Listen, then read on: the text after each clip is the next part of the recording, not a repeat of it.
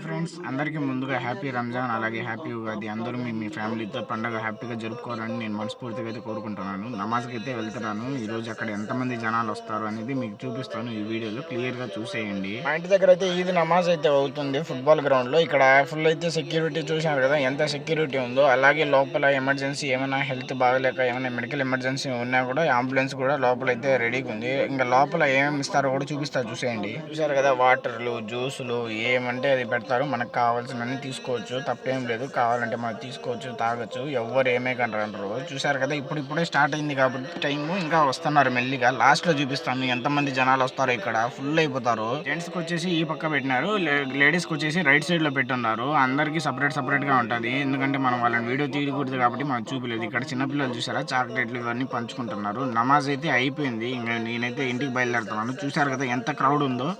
అందరూ ఇలాగే మీ ఫ్యామిలీలతో అందరూ మీ పండుగలు హ్యాపీగా జరుపుకోవాలని కోరుకుంటున్నాను. బాయ్.